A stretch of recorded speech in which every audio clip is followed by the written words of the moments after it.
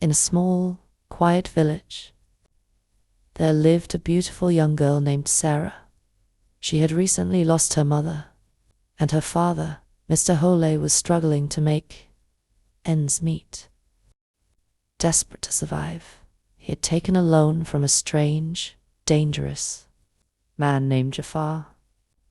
One stormy evening, Jafar arrived at their humble home, angry and demanding his money. Jafar angrily said, "You think you can hide from me, old man? Where's my money? I don't have it. I just need a little more time, please." Mr. Hollis said.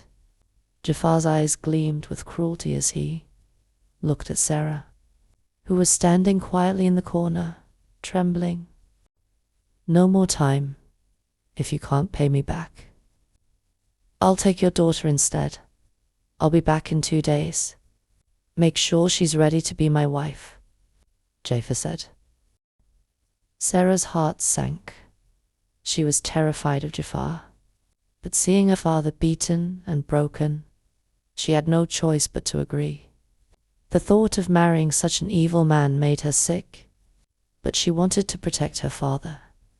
Sarah said to her father, "I'll do it, father. We don't have a choice." The next day Jafar returned, but Mr. Hollis stood firm, refusing to let his daughter go. In a fit of rage, Jafar struck him, killing him in front of Sarah's eyes. Jafar coldly said, "Now, you have no one left to protect you." "You're mine," said Jafar. Overcome with grief and fear, Sarah grabbed a nearby vase and hit Jafar over the head.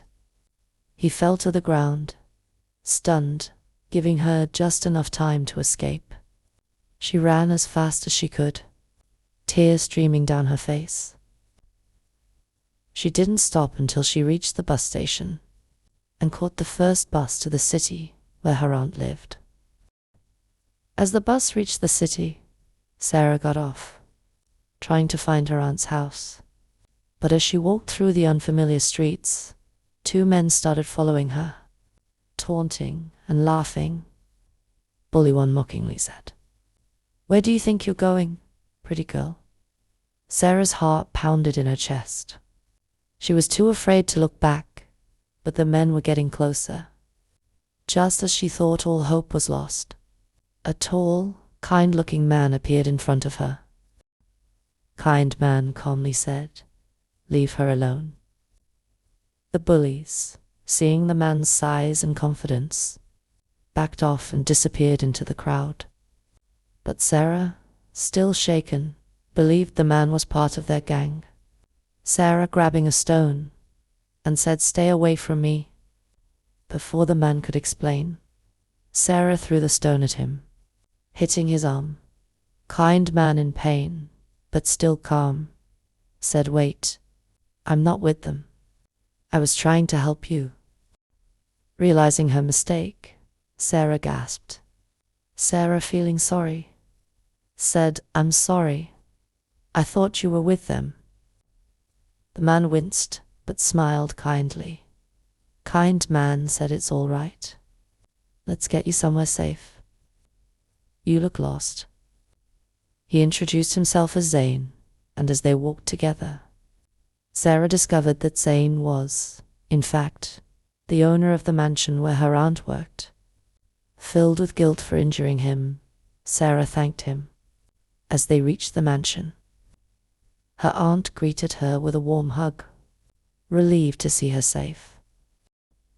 Later, Sarah learned from her aunt that Zane lived alone with his 7-year-old son, Amir. His wife had passed away during childbirth, leaving him to raise Amir on his own. Out of gratitude and kindness, Sarah began helping Zane take care of Amir. The boy quickly grew attached to her, his face lighting up every time she entered the room. Amir, smiling, asked Sarah, "Will you read me a story tonight?" Sarah couldn't help but smile back. Over time, Zane started to notice the warmth and joy Sarah brought into their lives. He admired her courage, her kindness, and the way she cared for his son. Slowly, their friendship blossomed into something deeper. But one day, when no one was home, Jafar came to the mansion. He found Sarah alone and spoke angrily. Jafar threatened Sarah and said, "You can't hide from me. I'll take you with me, and if you don't come, I will make your life very hard." Sarah was terrified but stood still. After Jafar left, his words kept echoing in her mind.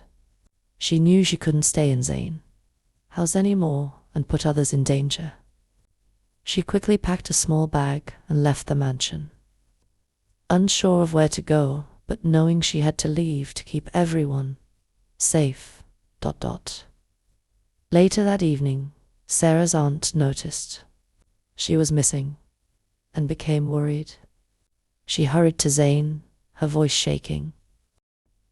"Mr. Zayn, please help me find Sarah. I looked for her everywhere, but she is nowhere," Aunt said, worrying about Sarah. Zayn's heart dropped. Without wasting a second, he grabbed his car keys and rushed out. He searched everywhere, driving through the streets and calling Sarah's name. His heart pounded in fear, thinking about what might have happened to her. After hours of searching, he finally spotted her at a bus stop, sitting alone and shivering in the cold. Zayn stopped the car so fast that the tires screeched. He jumped out and ran toward her, his voice trembling with worry. Zayn desperately said, "Sarah, what are you doing here? Why did you leave us?" Sarah looked up, startled by the sound of his voice. His fear and worry were clear in his eyes. Zayn knelt down in front of her, his breath shaky, and gently touched her cold hands. Zayn softly, but worried, said, "Do you have any idea how scared I was? I thought something terrible had happened to you." Sarah looked down, unable to meet his eyes. She was afraid of the pain she had caused him. "I didn't want anyone to get hurt because of me. Jafar would make life hard for all of us if I didn't leave," said Sarah. Zayn's expression softened. He gently lifted her chin so she would look at him. "Sarah, you don't have to face this alone. We'll deal with Jafar together. You don't need to run away," said Zayn. Tears welled up in Sarah's eyes, and her voice cracked with emotion. Sarah holding back tears. "But I'm afraid. I don't want to be the reason anyone gets hurt." Zayn's heart ached seeing her in such pain. He moved closer, wrapping his arms around her and pulling her into a protective embrace. Zayn softly, and his voice full of love, said, "You are not a burden, Sarah. I care about you so much, more than you know. I won't let anyone hurt you, I promise. Please don't ever leave like this again." Sarah felt the warmth of his embrace, and for the first time, she allowed herself to feel safe. Zayn pulled back just enough to look into her eyes. "I don't want to lose you, Sarah. I love you. Will you stay with me? Will you marry me?" said Zayn. Sarah was stunned. She hadn't expected him to say those words. Her heart raced, but deep inside, she knew she felt the same. She nodded, tears rolling down her cheeks. "Yes, Zayn, I will," said Sarah. Zayn smiled, relief flooding his face. He kissed her forehead and held her close, whispering softly, "You don't need to be afraid anymore. We'll face everything together," said Zayn. When they got back to the mansion, Amir ran to greet Sarah, hugging her tightly. Zayn watched with a smile, his heart filled with warmth. But to ruin their happiness, Jafar came to Sarah's wedding. Jafar stormed into the ceremony, furious and determined to take Sarah away. Jafar angrily said, "She belongs to me. I won't let you take her." Zayn stood in front of Sarah, shielding her from Jafar. Zayn firmly said, "She is not yours. She never was. Get out before I throw you out myself."